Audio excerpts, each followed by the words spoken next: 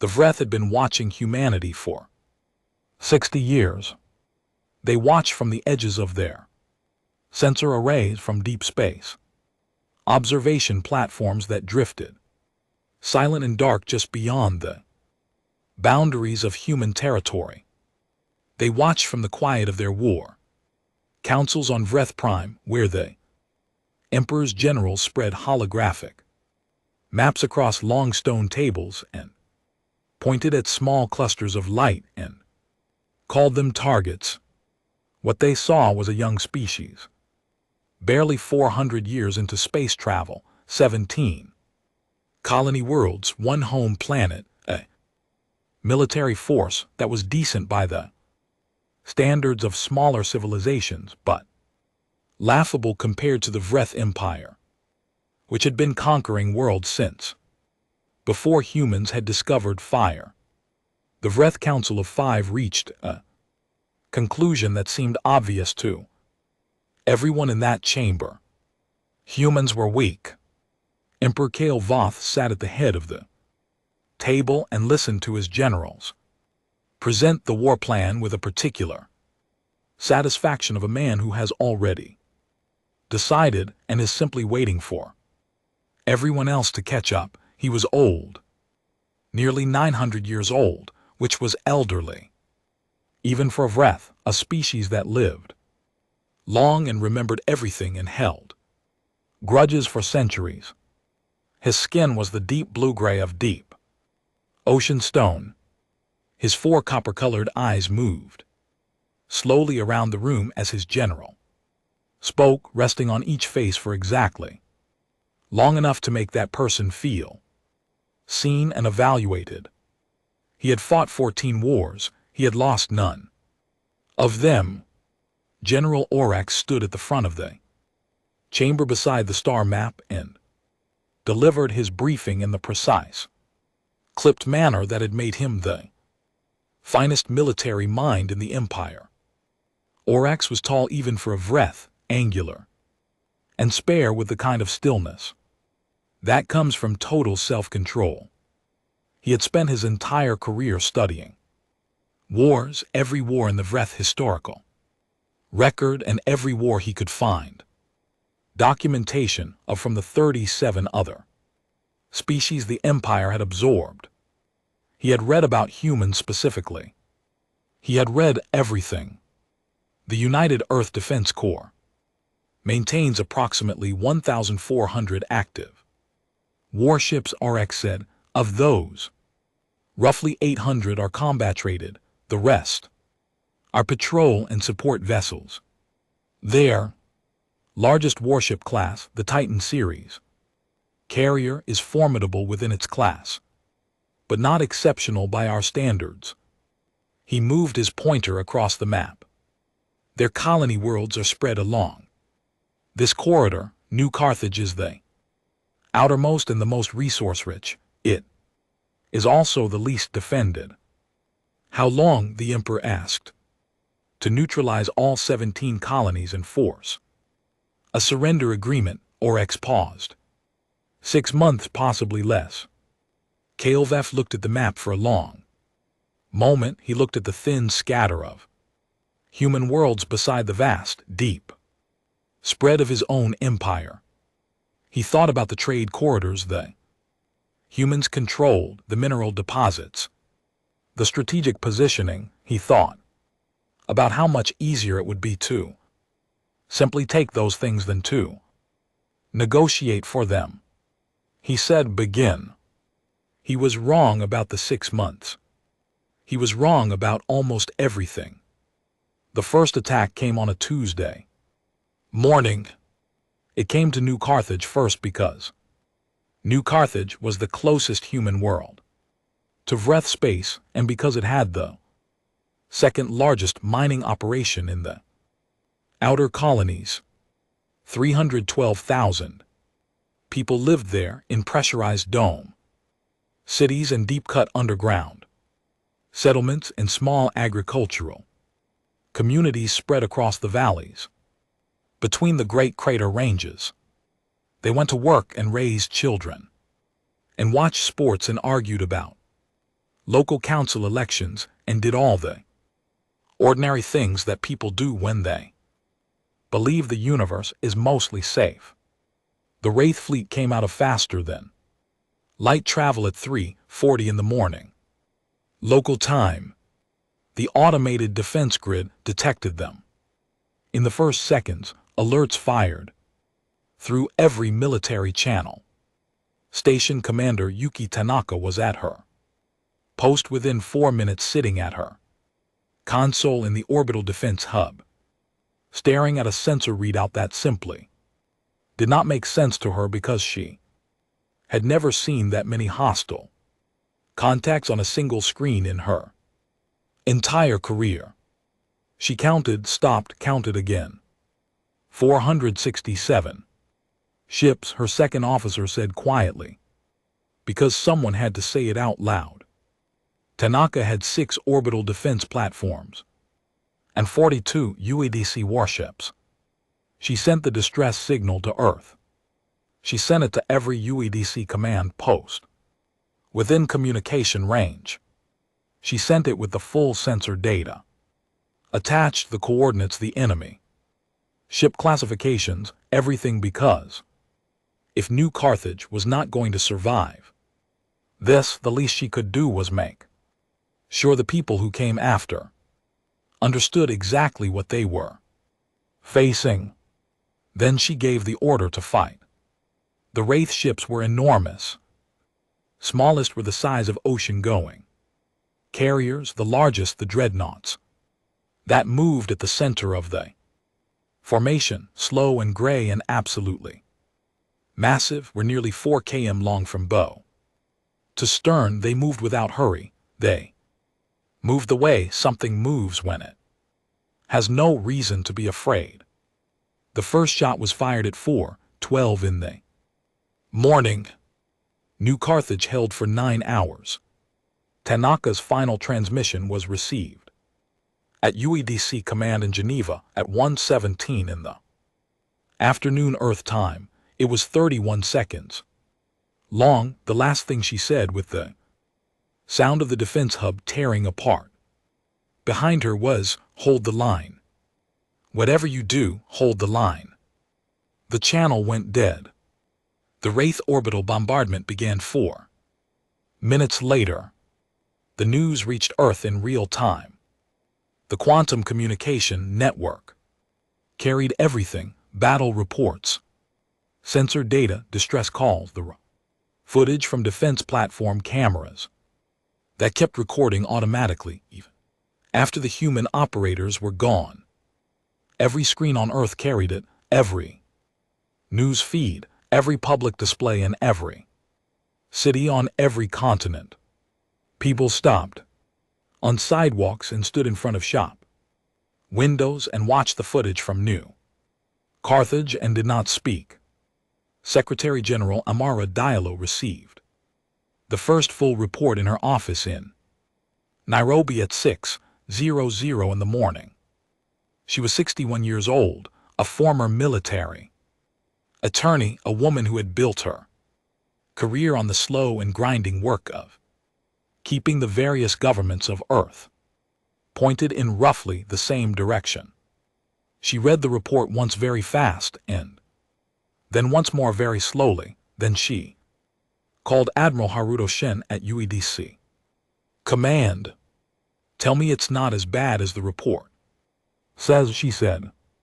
"It's worse," Shen told her. His voice was very level. "New Carthage is gone.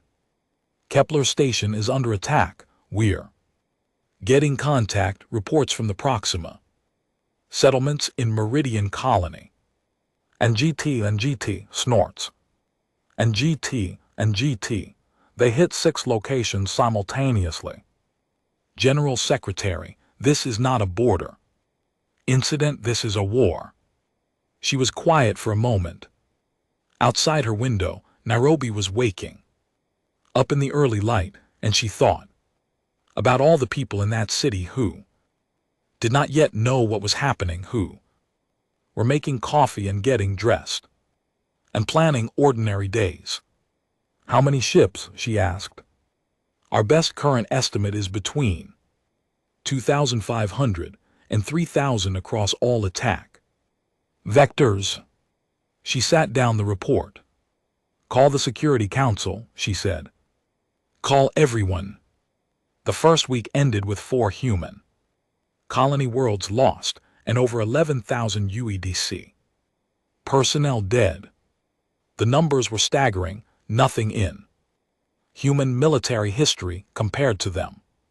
People who had lived through the worst conflicts of the 22nd century, the Martian Succession War, the Belt conflicts, said they had never seen anything like it. The losses were not just large, they were systematic. Efficient, the Vreth moved from target to target with the calm, organized precision of a very old empire that had done this many times before. But something about the Vreth campaign was interesting if you looked at it carefully.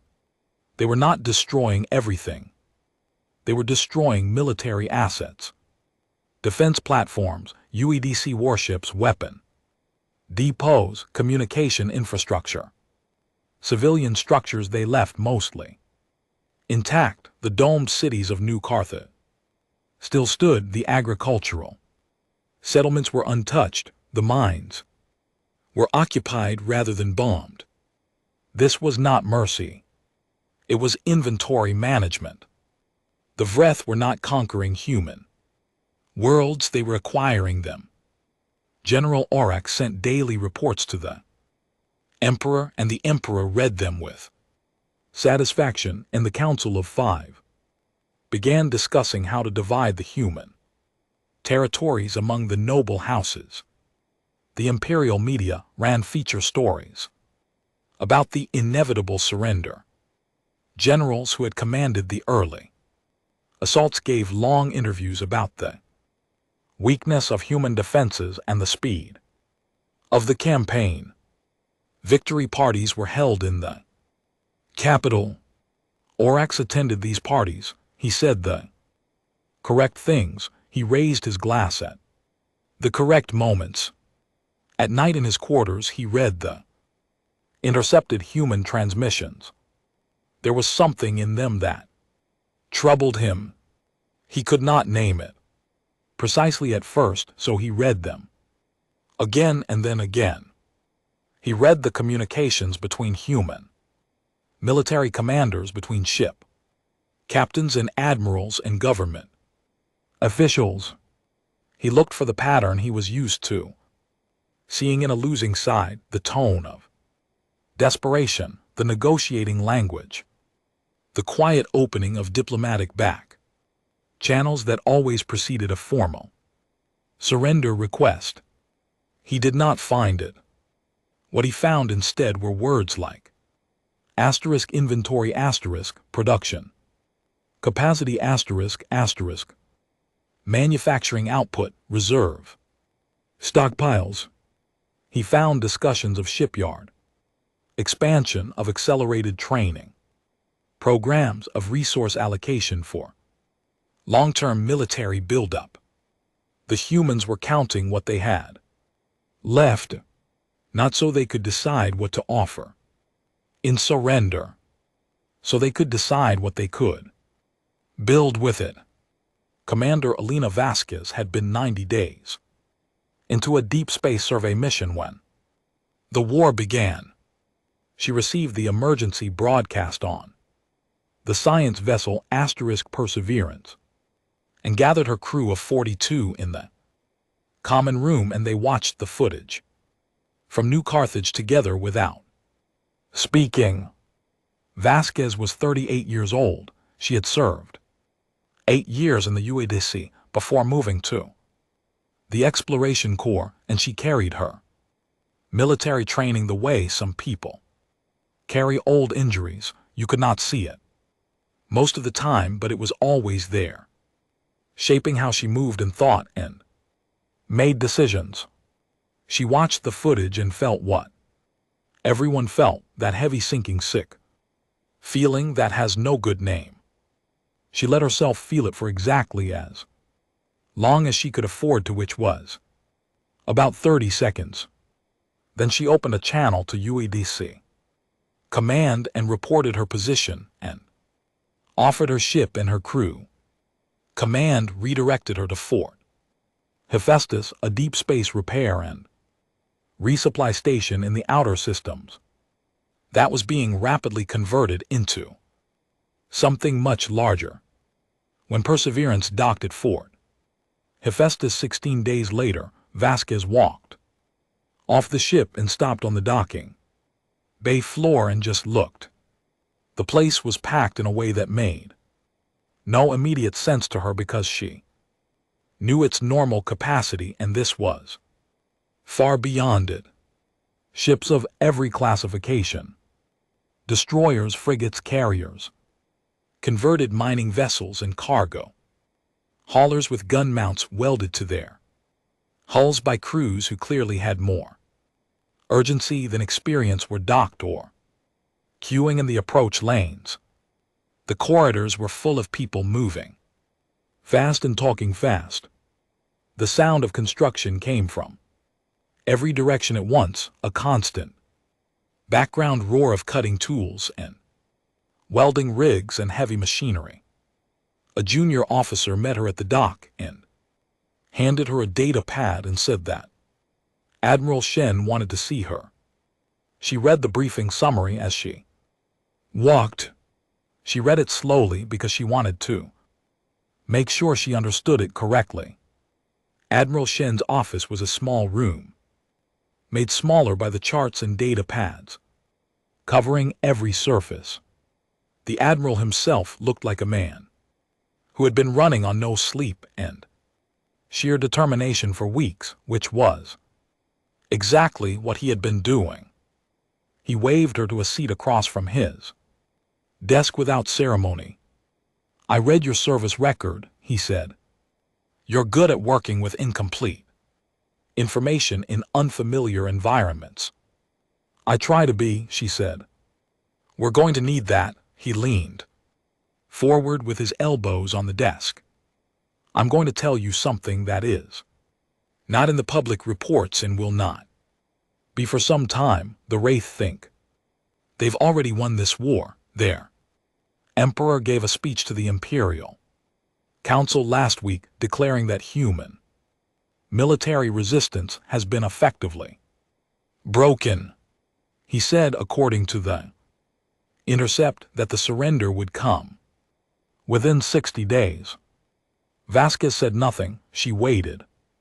"He is wrong," Shen said, "but we need him to stay wrong about that for as long as possible. We need him to keep celebrating while we do what we need to do." He looked at her steadily. "Every shipyard in human space is running at full capacity right now. We're pulling resources from every colony we still hold. We're training pilots faster than we ever have before. We are building the largest military force in human history, and we are doing it quietly and quickly, and when it is ready." He stopped. "When it is ready," Vasquez said. Shen looked at the star maps on his wall, at the deep, widespread of Wraith space, at the long corridor of human worlds. Beside it, battered and reduced. "The Vreth wanted a war," he said. "They're going to get one, they just don't know yet what kind." On Vreth Prime, the Emperor received another round of victory reports and was very pleased with how things were going. In a deep space station at the edge of human territory, Elena Vasquez read her briefing packet a second time and understood the shape of what was being built. In his quarters, General Aurex read a 3-word transmission fragment from a human captain whose ship had been destroyed defending Kepler Station. The captain had said in the last seconds before her vessel broke apart, "We are not done." Aurex read those 3 words for a long time. He had spent his career studying wars, and he had very good instincts, and his instincts were telling him something. that he did not want to tell his emperor. The humans were not broken. They were angry. And in his experience of all the things a species could be in a war, angry was the most dangerous. 7 months after the fall of New Carthage, the Vreth Empire received its first real surprise. It did not come in the form of a diplomatic message or a surrender request or an opening bid for peace negotiations. It came in the form of 420 UEDC warships, dropping out of faster-than-light travel, directly on top of a Vreth supply line. In the Kespar system, 60 light-years inside what the Empire had already begun calling acquired human territory. The Vreth garrison there was 36 ships. They were not combat-ready because nobody had told them to be. There had been no intelligence indicating any human military activity in the region. The Empire surveillance network showed that human military forces were scattered, reduced, retreating. The war was practically over. The garrison commander was in the middle of a meal when the alert sounded. He had enough time to send a distress signal. Then the UADC fleet hit them. It was not a battle, it was a demonstration. Admiral Shen had specifically chosen the Casper supply line for the first strike because it was logistically important to the Vreth occupation forces and because losing it would not just hurt them. Materially, it would confuse them. It would make them ask questions. When you surprise an enemy that believes it has already won, the first thing you break is not their fleet, it is their certainty. The strike lasted 40 minutes. When it was done, the garrison was gone. The supply depot was gone. The fueling platforms were gone. And the 420 UEDC ships were already back in faster-than-light transit, moving to the next target on the list. They had 300 more targets on the list. Vasquez commanded the second strike at the Vreth Communication Relay Station, the Outer Meridian. She had spent 6 months at Fort Hephaestus doing the kind of work she was good at, sitting with incomplete maps and partial intelligence and figuring out which gaps mattered most and how to fill them. She had been given a team of 12 analysts and a mandate to build the most accurate picture possible of Vreth military logistics in the occupied territories. What she found was a system that was very large and very powerful, but not especially flexible. The Vreth had been conquering civilizations for thousands of years, and they were extremely good at it.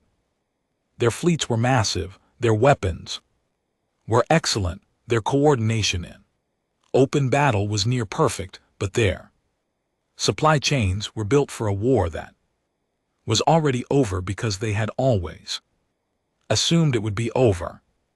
They had assumed the humans would fold quickly, and they had planned accordingly. They had not planned for what happened if the humans did not fold. They have exactly 12 communication relay stations that are critical to the coordination of their occupation fleet. Vasquez told Admiral Shen 3 days before the Kespar operation. She pointed to the map. If you take out 4 of these in rapid sequence, you don't just slow their communications, you create gaps in their command structure. The occupation commanders in each region start acting independently. They stop coordinating, and independent commanders make independent decisions, which means mistakes. Shen had looked at the map for a long time. How confident are you in this analysis? Confident enough to volunteer to lead one of the strike teams myself, she said. He had given her a destroyer group 7 ships fast and lean built for exactly this kind of operation. She took them to the outer meridian relay station and dismantled it in 11 minutes. On the way out, her sensor officer reported 3 Vreth patrol ships. Responding to the alert, Vasquez looked at her tactical display. The patrol ships were close. They were large under normal circumstances. 7-ship destroyer group would avoid that engagement. "Turn us around," she said. Her helm officer paused. "Commander, turn us around. We have 7 ships. We have surprise. Take the engagement." They took the engagement. They lost 1 ship. They destroyed all 3 Vreth patrol vessels and were back in FTL transit before any further response could arrive. Vasquez sat in the captain's chair afterward and thought about the 41 crew members on the destroyer they had lost. She thought about each of them for a moment, and then she set that aside the way she had learned to set things aside, because she could not afford to hold it right now. Later, she thought, later when this is over. She sent the engagement report to Shan. He sent back 3 words: "Keep going. Harder." The Vreth High Command received the Casper report and was confused. This was new in their history. A species at the point of collapse did not launch multi-hundred ship offensive operations against occupied territories. A species at the point of collapse asked for terms. It went quiet. It sent envoys. It did not attack a supply line with 400 ships and then vanish. General Orax was in the command center when the reports from Casper and then the outer meridian and then 3 more strike locations came in within the same 18-hour period. He stood at the central display and read each one and felt the cold thing at the back of his mind grow larger and heavier. "These are not desperate raids," he said to the room, though he was really talking to himself. A junior intelligence officer looked up at him. "General, desperate raids hit the targets that are available," Orax said. "They hit whatever they can reach, whatever represents the best chance of escape or survival." He gestured at the display. "These targets are not available or easy. They are specifically chosen. Each one of these strikes hit something that damages our operational capacity in a precise way. This is a coordinated campaign. Somebody mapped our logistics and found the load-bearing points." The junior officer looked at the display and began to understand what the general was saying. "How many ships do they have?" the officer asked quietly. Oryx had been asking himself that exact question for a week. He did not have a good answer. The intelligence picture he had was 3 months old. He had assumed, as everyone had assumed, that the human military was in retreat and decline. He was beginning to suspect that assumption was dangerously wrong. "Find out," he said. "Find out immediately." He went to the Emperor's chamber that night and stood in front of Kael'voth and said what he had been trying to say for months. "My Emperor," he said, "I believe we may have miscalculated the scope of human military recovery." The Emperor looked at him with those 4 copper eyes and said, very calmly, "You have read your reports wrong. General, the humans are finished. This is noise." Oryx wanted to push harder. He had all his intelligence laid out in his head. All the intercepted transmissions, all the pattern analysis, all the things he had been watching for months that pointed in a direction nobody wanted to look. He said, "Of course, my Emperor," and left the chamber.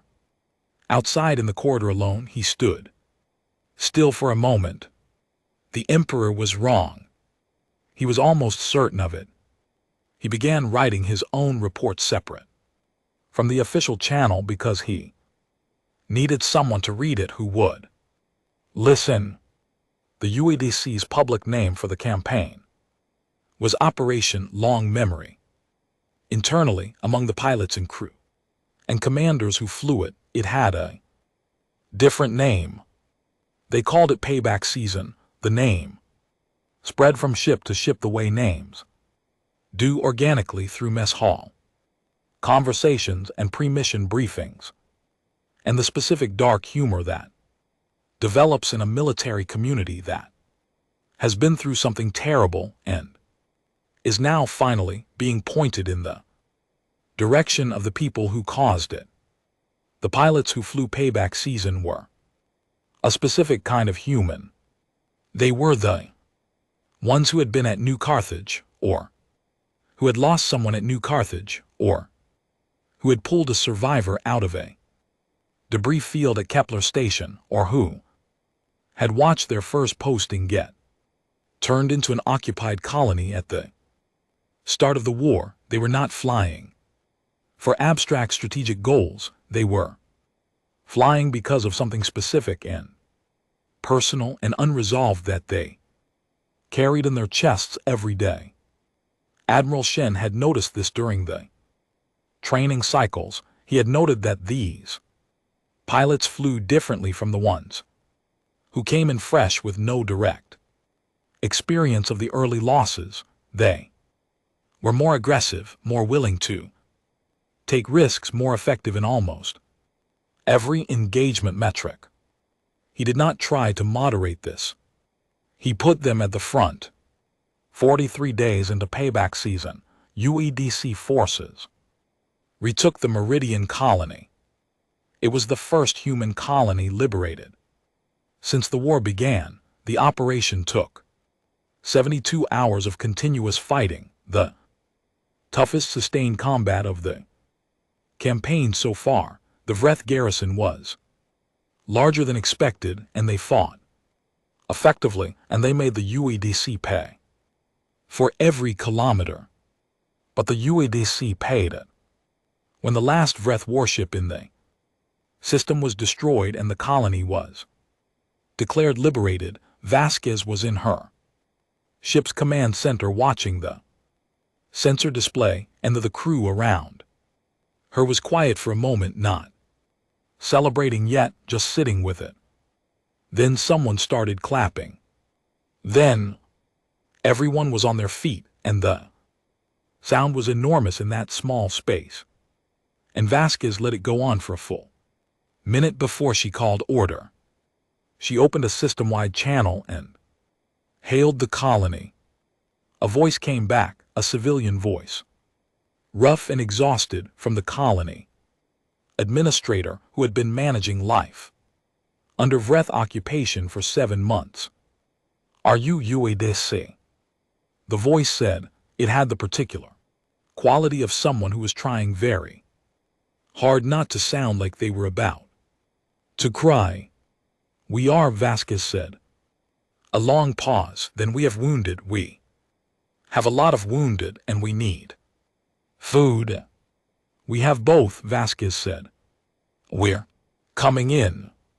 She cut the channel and looked at the star map on her display, at the one small dot that had just changed from occupied to liberated, at the 16 other occupied dots, then the stars beyond the occupied territory, the vast deep reach of Vreth space. 43 days in, and they had one colony back. But it was a beginning. On Vreth Prime, the Emperor finally stopped calling the human operations noise after the Meridian liberation. He called an emergency session of the Council of Five, and for the first time in the war he looked slightly less than completely certain. "How?" he said. His voice was level, but his 4 eyes were moving in the way they moved when he was recalculating something. We had a garrison of 800 ships in that system. How did they take it? Nobody in the room had a clean answer. Orax had his report ready. He laid it on the table in front of the Emperor. 7 months of analysis, everything he had seen, all of it. They were never broken, Orax said. Quietly, they were building, my Emperor, they have been building an invasion force for 7 months, and we have been watching victory celebrations while they did it. Kael'Voth looked at the report. He looked at Orax. He looked around the room at the other members of the Council of 5 who were all very carefully looking at other things. How many ships do they have now? He asked. Orax told him the estimate. The Emperor was very quiet for a long time. Send more garrisons to the outer occupied worlds, he said finally. Double the defensive positions on the inner border. Orax said very carefully, my Emperor. That will help, but I do not think it is sufficient. The trajectory of their operation suggests double the defensive positions. Kael'Voth said. His voice had the specific quality of a voice that does not want to hear anything else on this subject right now. Orax said, yes, my Emperor. He left the chamber and walked down the long corridor and stood outside in the cold night air of Vreth Prime and looked up at the stars. Somewhere out there in the deep dark, between worlds, human ships were moving. He could not see them, he could not track them precisely. But they were coming. He had read what the human commanders said to their crews. He had read the speeches and the broadcasts and the intercepted mission briefings. He had read the transmissions from the crews who had liberated Meridian Colony, the messages they sent back to Earth. Afterward, the humans were not fighting to defend anymore.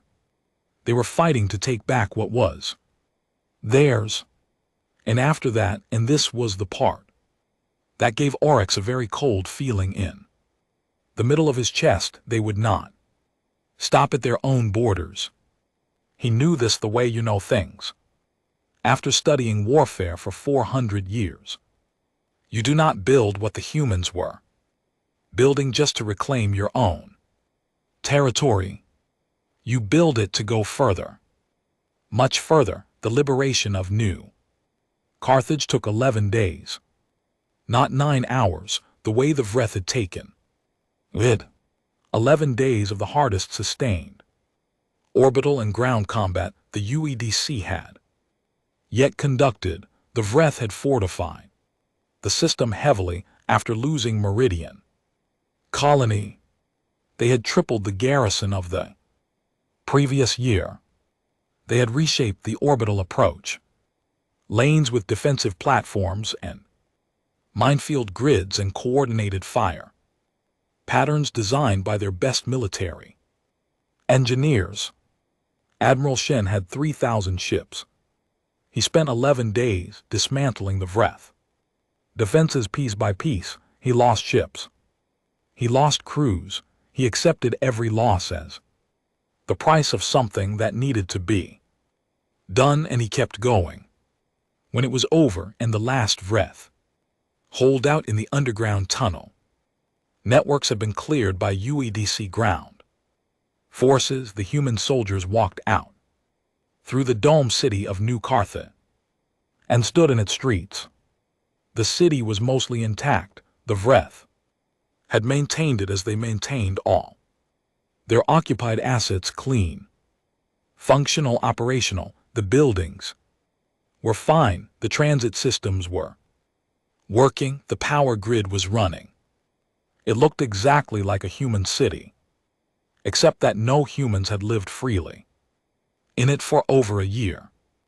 A UEDC private named Tor stood in the main square of New Carthage and looked at the Wrath flag still hanging from The government buildings, he looked at them for a while, then he found a ladder and climbed up and tore them down, one by one.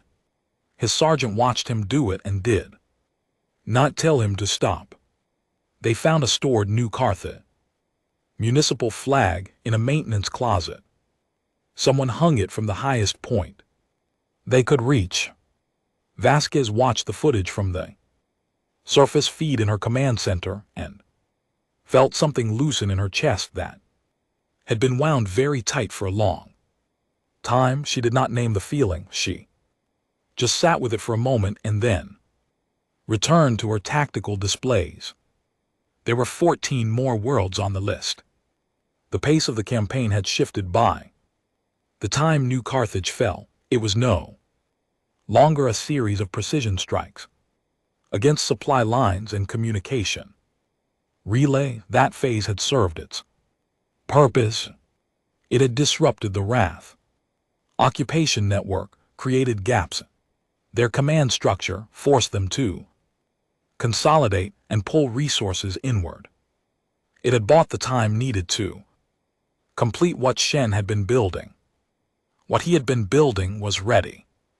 The UEDC fleet was now larger than it had ever been in human history.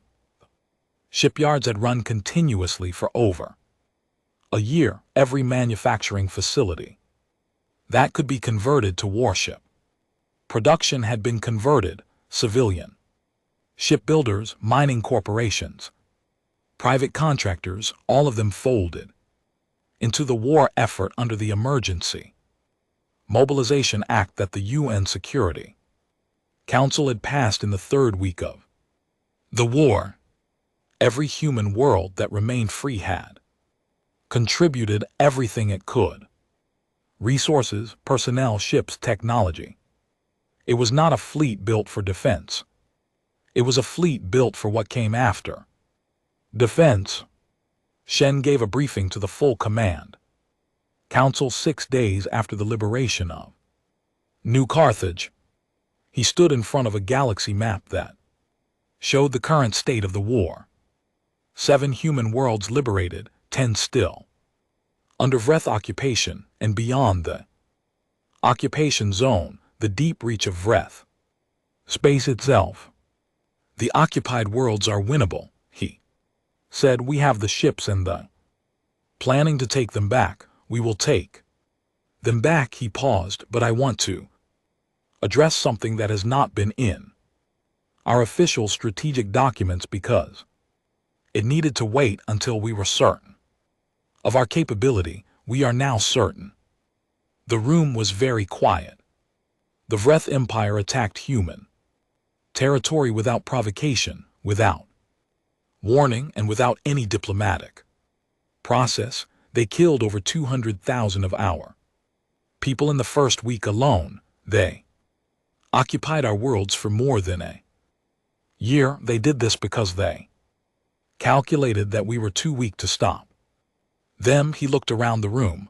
They were wrong, and there needs to be a cost for that miscalculation, a cost that the Vreth Empire understands, a cost that every other civilization in this galaxy can look at and understand. He paused again. We are not stopping at our own border, he said. We are going in. The news that the UEDC intended to cross into Vreth space and carry the war to the Empire itself reached Emperor Kalavath through 3 different intelligence channels within hours of each other. His reaction, according to every account from people who were in the chamber that day, was the closest he had come to losing his composure in 300 years of rule. He did not shout. He was not a man who shouted. He went very still, in the way that very powerful, very old beings go still when the world has just done something that contradicts their fundamental model of how it works. Then he said very quietly, they cannot. Orax, who was standing 6 ft away, said Nothing, because he had been saying they can in various forms for over a year. And the emperor had not listened. And saying it again now seemed like the wrong approach.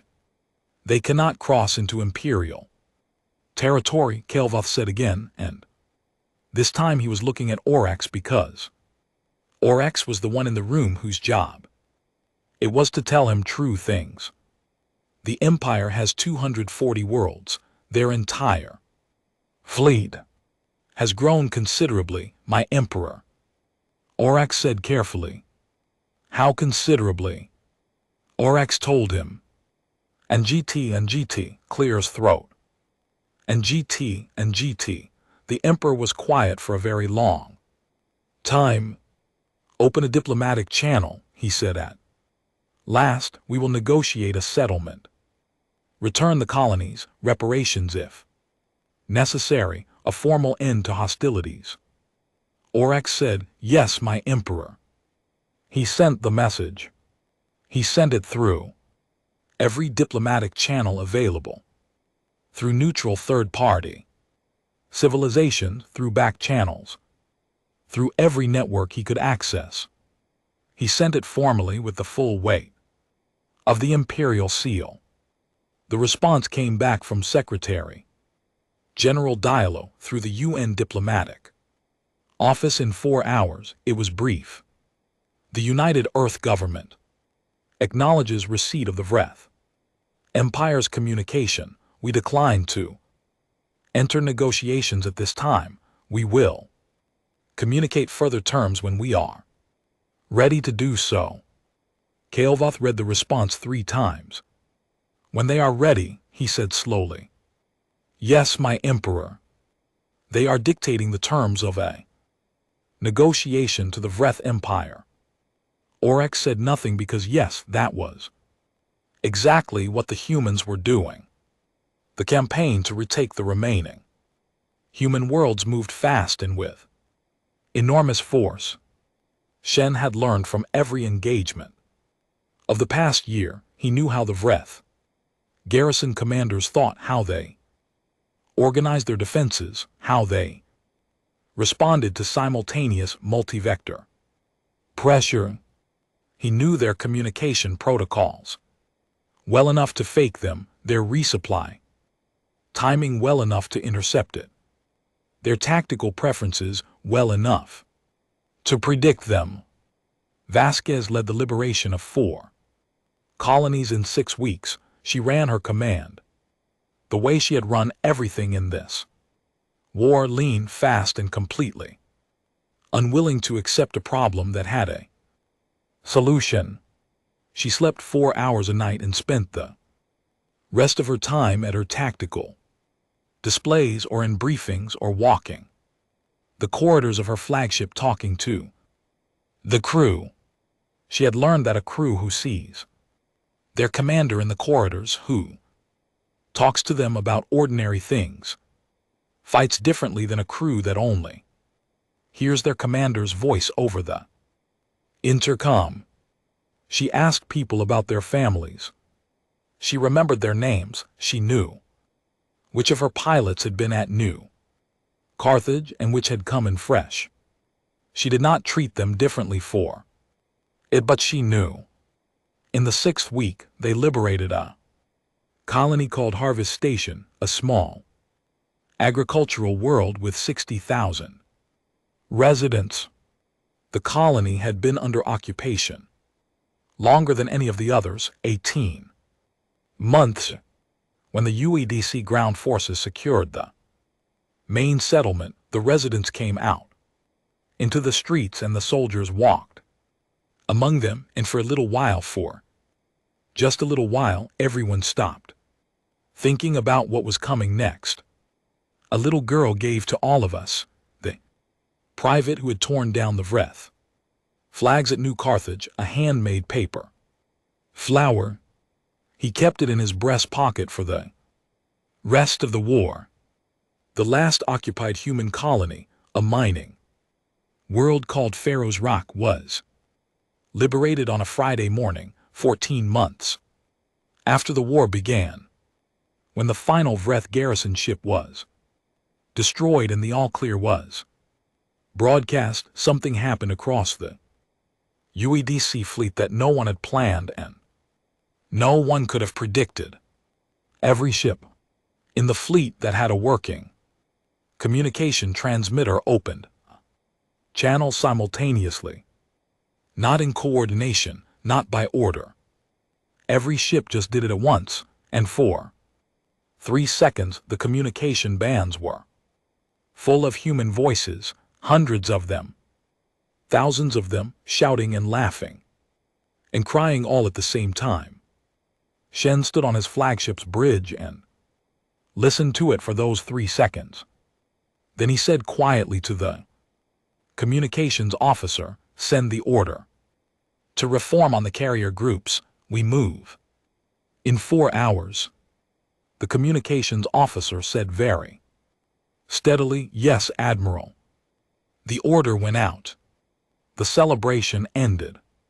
The fleet turned, not inward, not back toward human space, outward toward the border, toward the deep dark of Vreth territory, which began 40 light-years away and ran for 200 more. On Vreth Prime, General Oryx stood in the war room and watched the sensor data come in from the border stations. The human fleet had cleared the last occupied human world. They were reforming. Their vector was becoming clear. He had a full picture now. He had spent the last 3 months ordering every intelligence asset he had toward the task of building the most accurate estimate possible of the human fleet, size and capability. He had argued with his analysts. He had cross-checked the numbers 6 times. He had made them check again. The numbers were right. He went to the Emperor's chamber. Kael'thas was at his desk reading reports, 4 eyes moving rapidly across the text. He looked up when Oryx entered, and there was something new in those eyes, something that had not been there before this war. It was not quite fear. The Emperor did not feel fear in the ordinary sense. It was something closer to the feeling of a man who is very good at mathematics looking at an equation that does not behave the way mathematics says it should. "They're coming," Oryx said. He said it as plainly as he could because he was done with diplomatic cushioning. "The full fleet, all of it, Admiral. Shen's vector puts them on our inner border worlds in approximately 3 weeks. Our defensive capability is not sufficient," Oryx said. "My Emperor, I have to say this clearly. We are not in a position to stop them, not here, not on the inner border.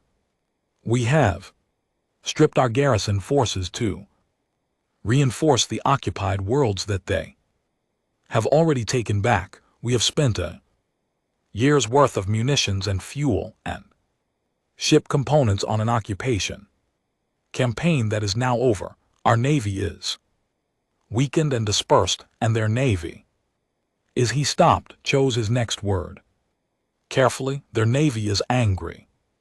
The silence in the room was very deep. "Then we negotiate," Kael'thas said.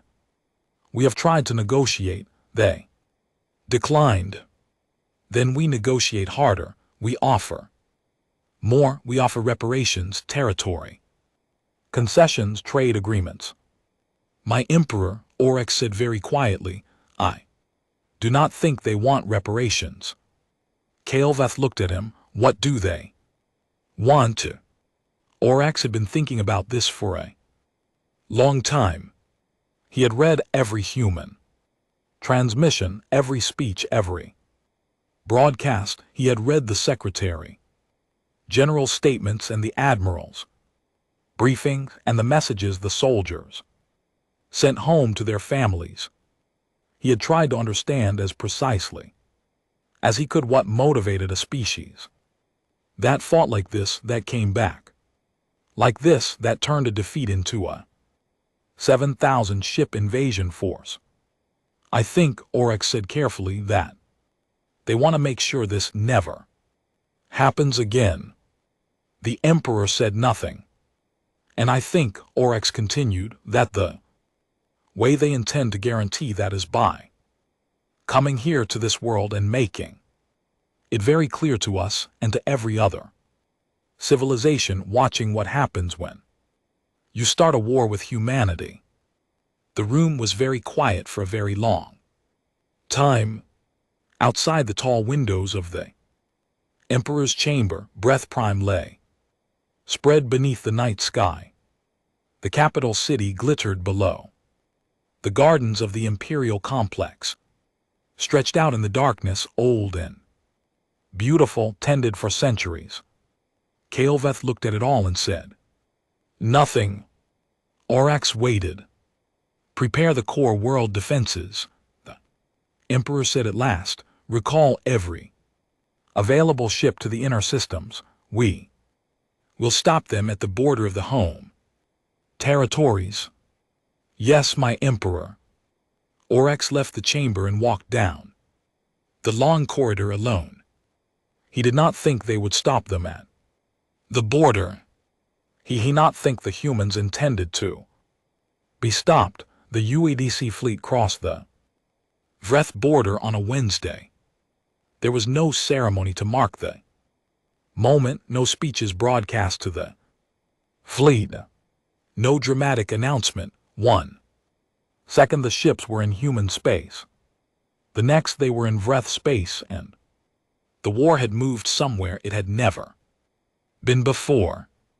Admiral Shen stood at the front viewport of his flagship's bridge and watched the star field, no different from the star field on the other side of an invisible line, stars and dark in the distant smear of a nebula, and said nothing for a moment. Then he said to no one in particular, "Navigation, confirm our course to the HFY system." "Confirmed, Admiral. Estimated transit time to HFY 41 hours. "Good, maintain formation." HFY was the first major Vreth system inside the border. It had a population of about 600 million, spread across 2 inhabited worlds and a large orbital station complex. It also had a significant military shipyard, one of the largest in the Empire outside the core systems. That shipyard was the reason it was first on the list. Shen had given orders that were very specific about HFY and very specific about everything that followed. Military infrastructure was to be destroyed or captured. Military personnel were to be engaged. Civilian infrastructure was to be left alone. Civilian casualties were to be avoided wherever tactically possible. He had spent a long time on those orders. He had argued with himself about them. He had argued with 2 of his admirals, who believed, not unreasonably, that the Vreth deserved to have their cities bombed the way they had bombed human worlds. Shen had listened to those arguments and he had said very calmly, "We are not doing that, not because the Vreth don't deserve it, because we are not going to become what came at us on that first Tuesday morning." One of the admirals had said, "With respect, sir, that kind of restraint will cost us." Shen had said, "Yes, it will. We're paying it anyway." The order stood. The Battle of HFY lasted 19 hours. The Vreth garrison defending the system was significant. The Emperor had recalled forces from across the border territories just as Oryx had recommended. They fought well. The shipyard defense was particularly fierce because the crews defending it knew what losing it would mean. Vasquez commanded the secondary assault group tasked with suppressing the orbital defense network, while Shen's Carrier groups engaged the main Vreth fleet. She had been doing this for over a year. Now, the rhythm of it was familiar in the way that difficult things become familiar. After enough repetition, not comfortable, never comfortable, but known. She knew how to read her tactical display during an engagement, knew which signals meant a threat was developing, and which were noise, knew when to push, and when to hold. The Vreth at Heth Hall were good, she respected that without any ambiguity. They were fighting for their own territory now on their own ground with the specific intensity that comes from defending something that is actually yours. It did not change the outcome. When the last Vreth warship in the system was disabled or destroyed, Shen sent two things simultaneously: a salvage and repair team to assess the shipyard for capture rather than demolition, and a communication through the neutral diplomatic channels to Vreth Prime. The communication said, the UEDC forces have engaged and neutralized the military garrison at Heth 4. Civilian populations and infrastructure are undamaged. This remains our policy. We request the Emperor open direct communications. The response came from Vreth Prime 6. Hours later, it was from General Orax, not the Emperor, which was itself significant. Admiral Shen, the Emperor is prepared to offer the following terms: full withdrawal of UEDC forces from all Vreth systems, formal return of all occupied human worlds with documented reparations, a permanent demilitarized zone along the shared border, and a trade normalization agreement. The Empire acknowledges full responsibility for the initiation of hostilities. Shen read the message. He read it again. He showed it to Vasquez, who read it in silence. They're serious, Vasquez said. I know they're serious, Shen said. These are good terms, she said. From a practical standpoint, we already have our worlds back. The reparations would rebuild everything we lost. The buffer zone protects the border. Yes, Shen said. You're not going to accept them. He was quiet for a moment. He looked at the star map at the deep spread of Vreth territory ahead of them.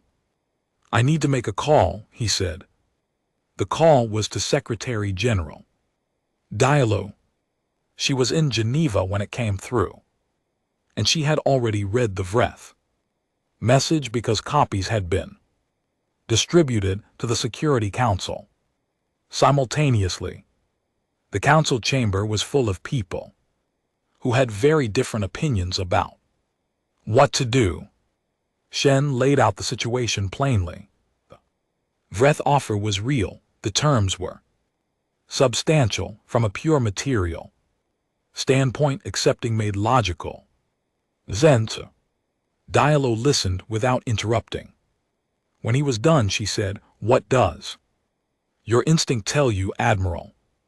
Shen thought about New Carthage, about Commander Tanaka's last transmission, about the 11,000 people in the first week, about the 200,000 dead across the whole opening phase of the war, about the colonies that had sat under Vreth occupation for over a year, with their people living under foreign rule and foreign law and foreign flags.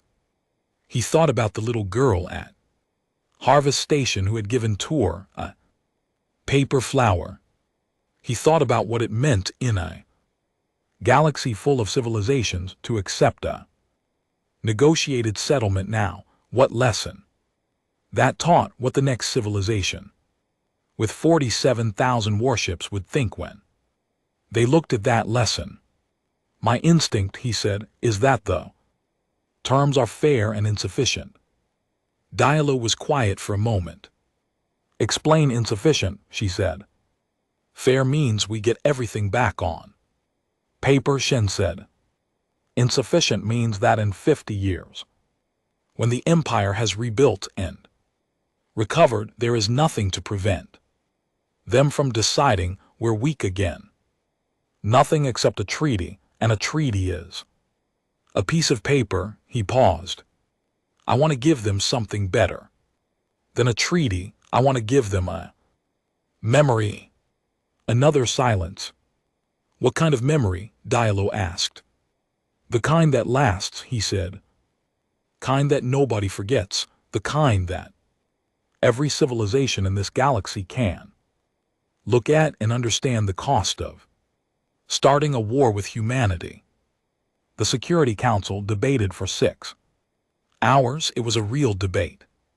There were people in that room who believed Shen was right and people who believed he was wrong, and both sides had serious arguments, and Diallo listened to all of them. At the end of 6 hours, she said, continue the campaign, but the moment they offer unconditional surrender, we stop and we negotiate.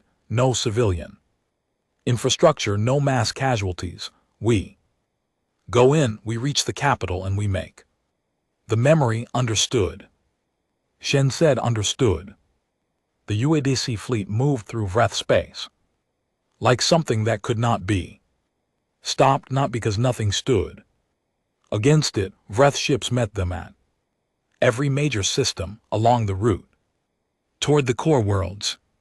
There were real battles, hard, costly engagements where UADC ships were destroyed and crews died. And Shen sat in his command chair and updated the loss counts and kept going. But the direction never changed. The Vreth strategy became clearer too. Vasquez, as the weeks passed, they were not trying to win anymore. They were trying to slow. They were pulling every available ship into defensive concentrations at the major systems, buying time, hoping that time would produce something, a diplomatic breakthrough, a political development on Earth, some change in the strategic picture that would give them a way out that did not involve a UADC fleet in orbit around Vreth Prime. Nothing changed. The fleet moved through the Kespar corridor past the sites of the early payback season strikes. They moved through the Orth system, where the largest deep space engagement of the campaign took place over 4 days of continuous fighting. They moved through the buffer systems, the fortress systems, the systems whose names Vasquez had been looking at on tactical maps for months and was now seeing as navigational waypoints out the viewport. 8 weeks after crossing the border, the advanced elements of the UADC fleet reached the Vreth inner systems, the home territories, the worlds that were old and densely populated and at the heart of the Empire's history. These were not distant colonies. These were the worlds where Vreth civilization had been born and grown and aged across 4,000 years of recorded history. They had never been touched by an enemy. They were about to be. General Oryx made one last attempt to reach the Emperor on a personal level. He went to the chamber without an appointment, which was not done. He stood in front of the Imperial desk and said what he had been thinking for months. You need to surrender unconditionally, he said. The Emperor looked up from his desk. Unconditionally, he said very flatly. Yes, before they reach Vreth Prime. Send the message now and we can negotiate the actual terms from a position that still has some standing. If they reach the capital, they will not reach the capital, Kael'Voth said. Oryx wanted to put his head in his hands. He restrained himself. My Emperor, he said with a particular careful patience of a man making one final attempt, I have studied this Species for 2 years. I know how they think and I know how they fight and I know what they are doing and where they are going. They are coming here. They are going to come to this city, to this building, and they are going to make certain that we understand what we did and what it cost. That is the only outcome available to us now. The only variable we can still affect is the condition in which they find us when they arrive. You are asking me to humiliate the Empire, the Emperor said. I'm asking you to save it, Oryx said. A very long silence. Get out, Kelvoth said. His voice was very quiet. Oryx got out. He walked down the corridor and out into the gardens and stood in the cold night air of Vreth Prime for a long time, looking up at the stars. Somewhere out there the fleet was coming. He had read every human document he could find. He had read their history and their literature and their military records and their personal communications and their public speeches. He had spent 2 years trying to understand them, and he understood them now better than he understood most species he had studied, including his own. The humans were not coming to Vreth Prime to destroy it. They were coming to do something more lasting than destruction. They were coming to show the Emperor what his war had produced, to walk him through it, to make sure he knew in the specific and personal and undeniable way that cannot be accomplished by any document or treaty or diplomatic message, what his decision had cost.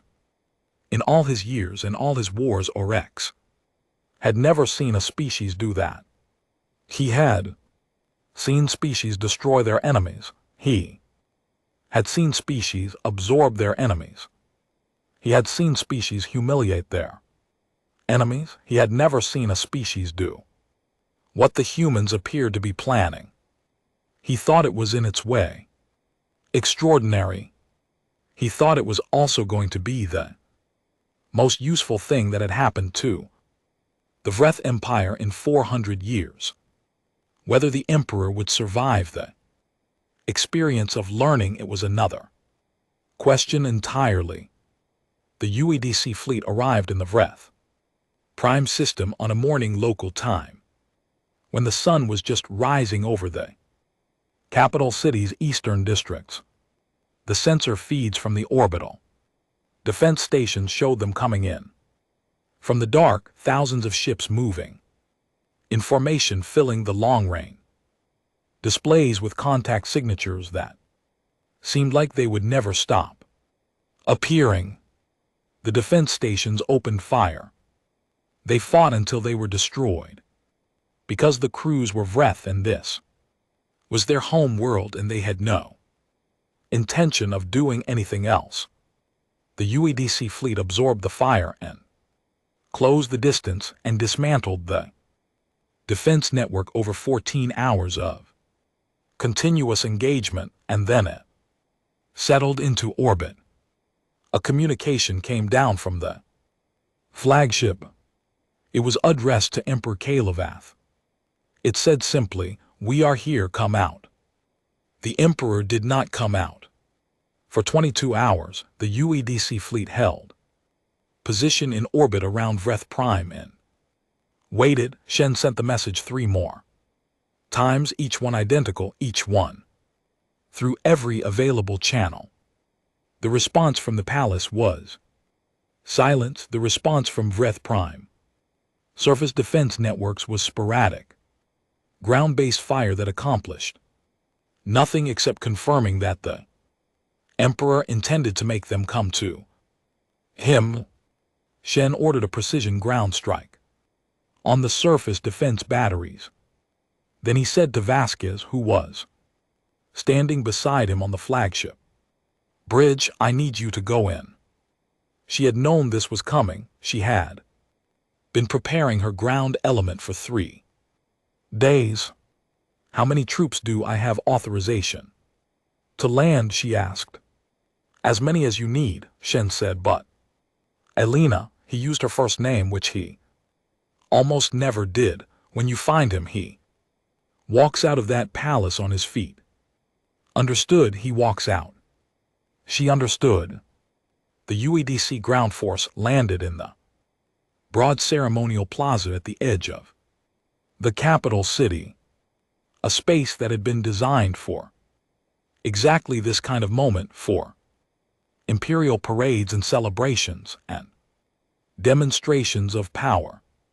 It had been built 1,200 years ago by a Vreth emperor who wanted the world to see the glory of his empire from a single vantage point. The plaza could hold 250,000 people. It had never held an enemy army. The Vreth ground defense fought street by street through the outer districts of the capital. It was hard and costly. Fighting narrower than space combat. Closer, dirtier, slower. The Vreth soldiers defending their capital were fighting for their home in the most literal sense possible, and they gave every meter at full price. Vasquez ran the ground operation from a mobile command post that moved with the advance close enough to the front to get real information, but not so close as to be useless to anyone. She had learned in her years of military service that there is a particular quality to fighting in cities. It is different from space combat in every way, except one. The decisions matter just as much and have to be made just as fast with even less information. She made those decisions and she lived with each one, and she kept moving forward. The outer districts fell in 2 days. The inner districts, closer to the Imperial complex, took 3 more. On the 5th day after landing, the UEDC advance force reached the outer wall of the Imperial Palace complex. The palace guard was still active, still fighting. They were the Emperor's personal guard force, 800 soldiers with excellent equipment and the specific kind of motivation that comes from having sworn an oath to a specific person rather than to an abstract idea. They held the outer wall for most of a day. When it fell, Vasquez walked through the gate with 100 soldiers and entered the grounds of the Imperial complex. The gardens were exactly as beautiful as they looked in the documentation. Old trees shaped over centuries stood in careful rows. Stone paths wound through maintained greenery. Fountains that had been running for 1,000 years were still running. The palace itself, enormous, built from the dark blue stone of Vreth Prime's northern mountain ranges, rose against the morning sky in a way that was genuinely impressive. She gave orders that nothing in the gardens was to be damaged. Her soldiers looked at her and did not ask questions. They found the Emperor in the throne room. Kael'voth had not fled. Vasquez had not been entirely sure he would stay. Every rational calculation suggested that he should have evacuated weeks ago, and the Vreth certainly had the capability to move him off-world. He had chosen to stay. She did not fully understand that choice until she walked into the throne room and saw him. He was seated in his throne, which was a massive structure of carved stone and dark metal that had held every Vreth emperor for the last 800 years. He was in full imperial robes. His 4 copper eyes were level and completely steady. On either side of him, the last of his palace guard stood at attention. He looked like a man who had made a decision about how this moment would go and intended to hold to it. Vasquez stopped at the far end of the throne room. She looked at him for a moment. He was old, the most powerful being in an empire of 240 worlds, and he was old and he had made a catastrophic mistake, and he was sitting in his throne because sitting in his throne was the only dignity he had left. She walked toward him, not running, not rushing. She walked at an ordinary pace down the length of the throne room and stopped 10 ft away. "Emperor Keelath," she said, "I am Commander Aaliyah Vasquez of the United Earth Defense Corps, by the authority of the United Earth Government and the order of Secretary General Amara Diallo. You are placed under the jurisdiction of the UEDC and the UN Security Council pending formal proceedings." She paused. "You are going to come with me now," she said. "You are going to come with me, and you are going to walk on your own feet." He looked at her for a long time. He looked at her the way something very old looks at something new that has just done something it did not believe was possible. Then he stood up from the throne. His guards moved slightly, and he raised a hand and they went still. He came down from the dais slowly, not because he was afraid, but because he was 900 years old, and because some things need to be done at their own pace. He stopped in front of her. He was much taller than she was. He looked down at her with those 4 copper eyes, and she looked up at him, and neither of them said anything for a moment. Then she turned and walked toward the door, and he followed. Secretary General Diallo had been very specific about what came next.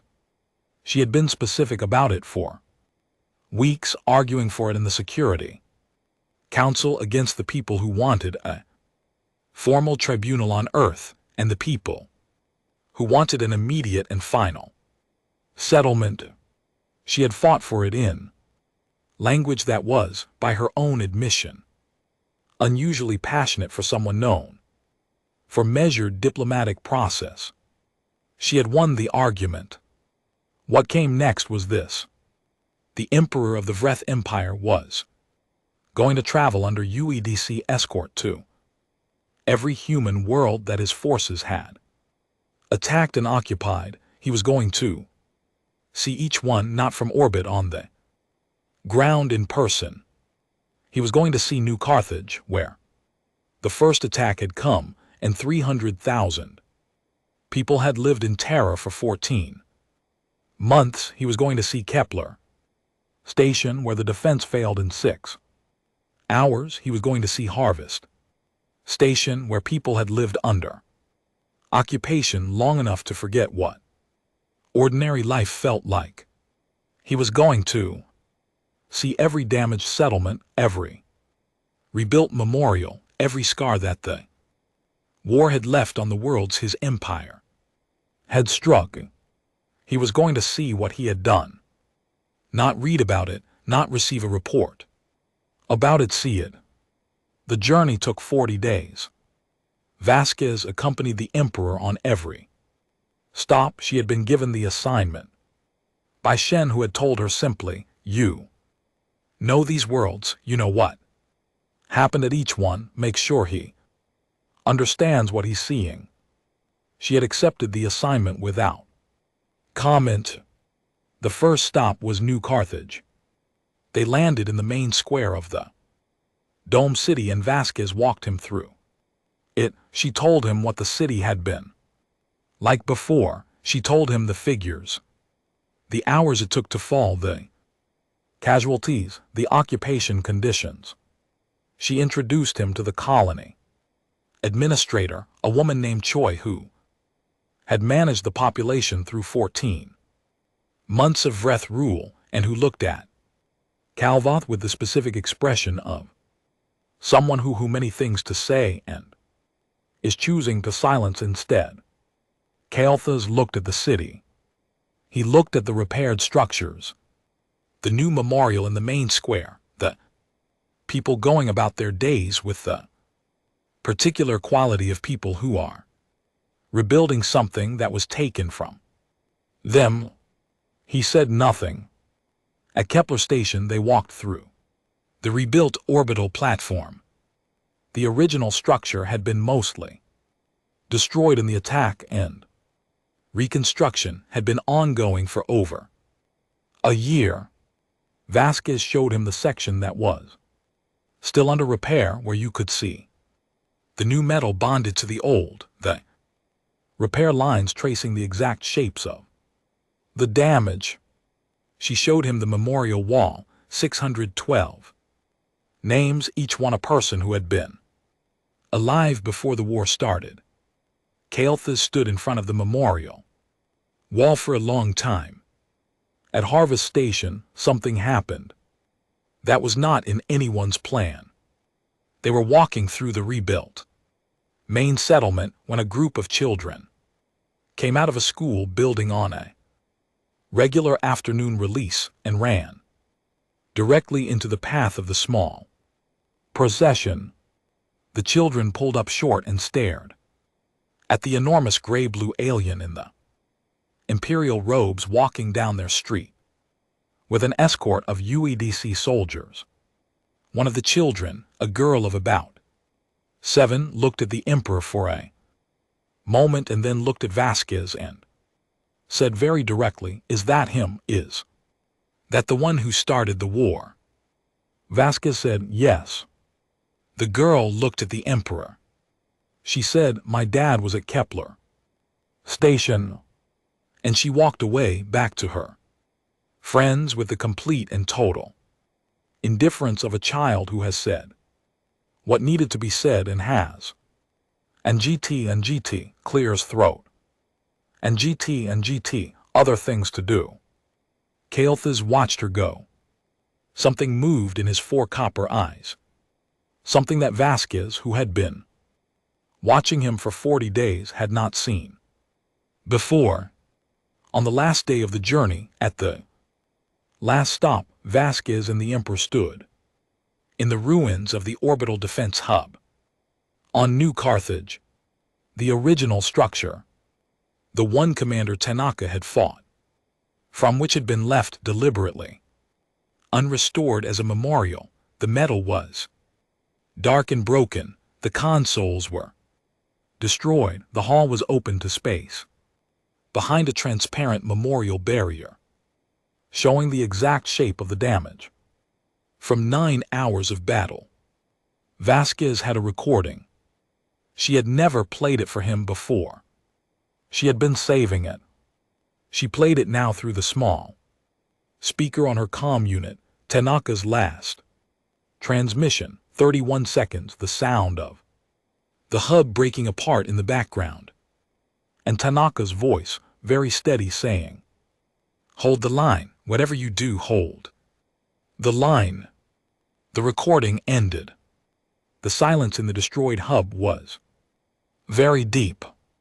Kael'thas stood completely still for a long time. Then he said, for the first time in 40 days, something that was not a response to a direct question.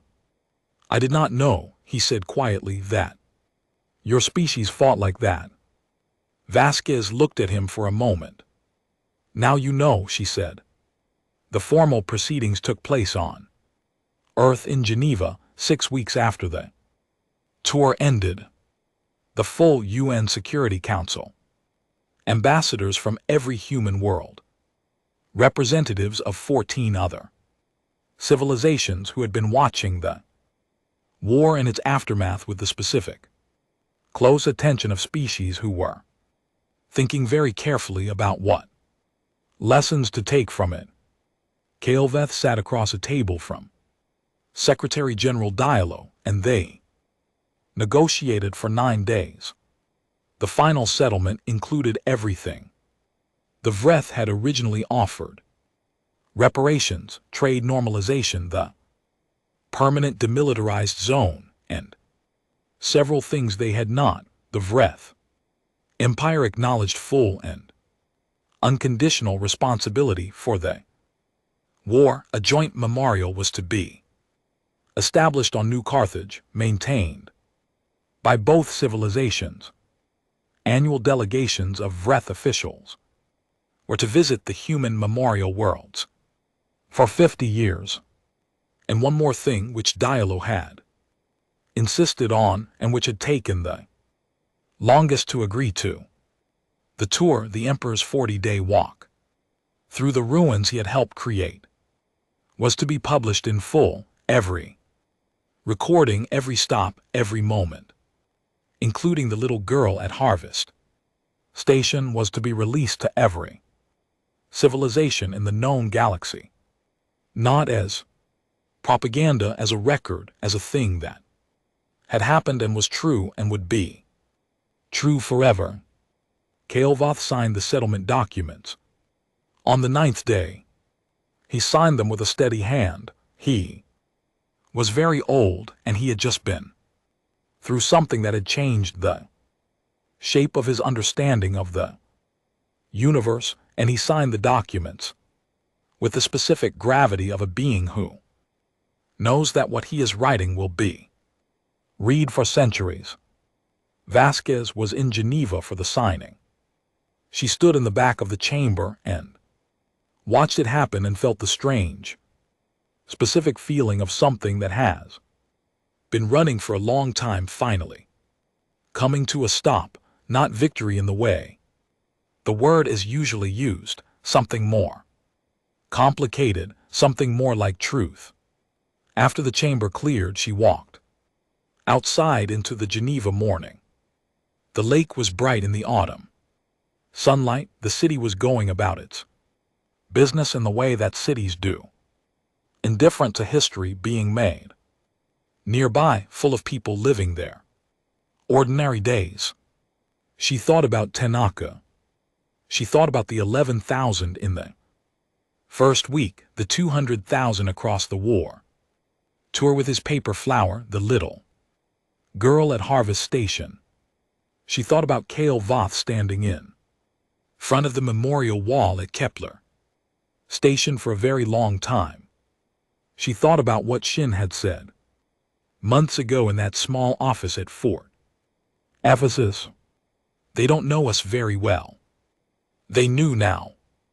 Every civilization watching from the edge of the conflict had seen the same thing, a species that fought back, a species that went all the way, a species that after it had won did not destroy its enemy but walked their emperor through the rubble of what he had started and made him look at it until he understood.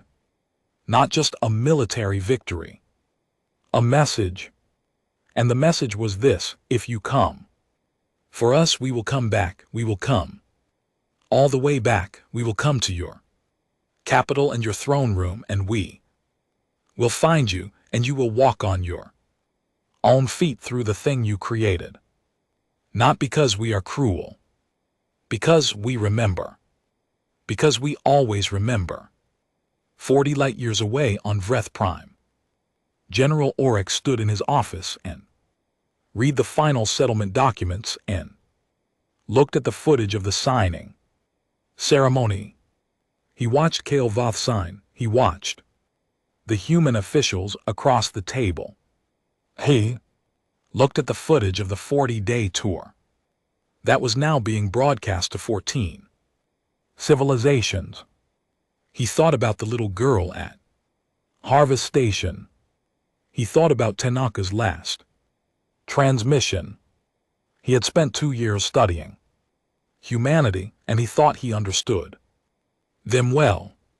He thought he understood at least the most important thing about them.